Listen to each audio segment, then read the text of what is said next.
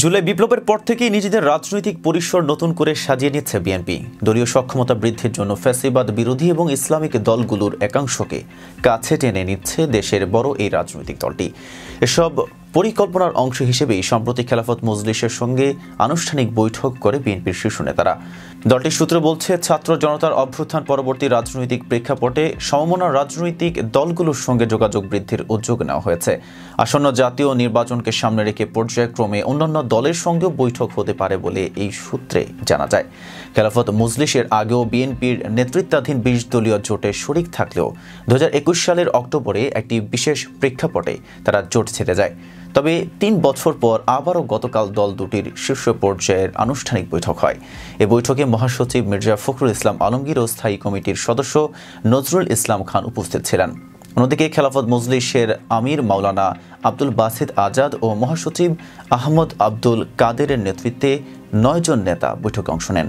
BNP তার পুরনো জোট সঙ্গী খেলাফত মজলিসের সঙ্গে যখন বৈঠক করছে, ঠিক এর আগেই গত মঙ্গলবার জামায়াত ইসলামীর আমির শফিকুর রহমান বরিশালে চরমনায়ের পীর ও ইসলামী আন্দোলনের আমির সৈয়দ মোহাম্মদ রেজাউল করিমের সঙ্গে সৌজন্য সাক্ষাৎ করেছেন। সেখানে তারা মধ্যাহ্নভোজেও অংশ নেন। অবশ্য বরিশালে জামায়াতের আমিরের দলীয় সমাবেশ ছিল, এর ফাঁকেই তারা চরমনাইতে মিলিত হন। ইসলামী ভাবধারার এ দুটি দলের মধ্যে আদর্শিক বিরোধের কথা বলা হলেও গতকালের বৈঠক যেন ভিন্ন এক বার্তা দিচ্ছে। গতকাল খেলাফত মজলিসের সঙ্গে বিএনপির বৈঠক শেষে জামায়াতের আমির ও ইসলামী আন্দোলনের আমিরের বৈঠকের বিষয়টি ব্রিফিংয়ের সামনে আনেন সাংবাদিকেরা। এ বিষয়ে বিএনপির স্থায়ী কমিটির সদস্য নজরুল ইসলাম খান বলেন, বাংলাদেশে যারাই রাজনীতি করেন তারা তাদের রাজনীতিকে আরও এগিয়ে নিয়ে যাওয়ার জন্য যাদের সঙ্গে মতের মিল হবে তাদের সঙ্গে কাজ করার চিন্তা করতে পারেন, সিদ্ধান্ত নিতেই পারেন। এ নিয়ে কারো কোনো দুশ্চিন্তা থাকার তো কোনো কারণই নেই। তিনি আরো বলেন, একসময় এক দল আরেক দলের বিরোধিতা করেছে, সমালোচনা করেছে, আবার আন্দোলনের এক পর্যায়ে তারা একমত হয়েছে। এতে অস্বাভাবিক কি আছে? আজকে যারা একমত, কালকে তারা একমত নাও হতে পারে, তাতে অবাক হওয়ার কি আছে? কাজেই এই বিষয়গুলো নিয়ে দুশ্চিন্তার বা মন্তব্য করার প্রয়োজন আছে বলে মনে করি না।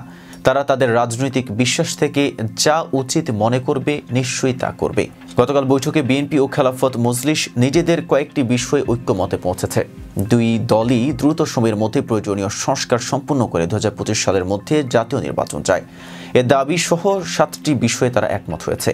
বৈঠক শেষে গুলশানের কার্যালয়ে যৌথ ব্রিফিংয়ে খেলাফত মজলিসের মহাসচিব আহমদ আব্দুল কাদের সেগুলো তুলে ধরেন। সেই 7টি বিষয় হলো জাতীয় ঐক্য সুসংহত করার জন্য বিভিন্ন দলের সঙ্গে সংলাপ অব্যাহত রাখা, বড় দল হিসেবে বিএনপিকেই এই উদ্যোগ নিতে হবে। এছাড়া দ্রুত সময়ের মধ্যে প্রয়োজনীয় সংস্কার সম্পন্ন করে ২০২৫ সালের মধ্যে জাতীয় নির্বাচন অনুষ্ঠান, দ্রব্যমূল্য নিয়ন্ত্রণ, আইনশৃঙ্খলা পরিস্থিতির উন্নয়নে উদ্যোগ, ইসলামী মূল্যবোধ সমুন্নত ও ধর্মীয় সম্প্রীতির রক্ষায় সবার ইতিবাচক ভূমিকা রাখা। পতিত স্বৈরাচার ও ফ্যাসিবাদ যাতে মাথাচাড়া দিয়ে উঠতে না পারে সেজন্য জাতীয় ঐক্য অটুট রাখা, খুন, গুম, হত্যা, নির্যাতনে জড়িত ব্যক্তিদের দ্রুত বিচারের ব্যবস্থা করা, বিগত আওয়ামী সরকারের সময়ে আলেম ওলামা ও রাজনৈতিক নেতাকর্মীদের বিরুদ্ধে দায়ের করা সব মিথ্যা মামলা দ্রুতই প্রত্যাহার করা। খেলাফত মজলিসের মহাসচিব বলেন, জাতির স্বার্থে ফ্যাসিবাদ বিরোধী রাজনৈতিক দলগুলোর ঐক্যবদ্ধ থাকা জরুরি মনে করি। এ ব্যাপারে আমরা একমত হয়েছি। এর আগে বিএনপির নেতা নজরুল ইসলাম খান কোন প্রেক্ষাপটে এবং কেন খেলাফত মজলিসের সঙ্গে বৈঠক সে বিষয়ে সংক্ষেপে ব্যাখ্যা দেন। তিনি বলেন, দেশের বিদ্যমান রাজনৈতিক এবং আর্থসামাজিক প্রেক্ষাপটে মানুষের আকাঙ্ক্ষা পূরণে কি করণীয় সে সম্পর্কে আলোচনা হয়েছে। এতক্ষণ সাথে ছিলাম মেহেদি হাসান। ফেজা পিপলের সাথে থাকার জন্য ধন্যবাদ।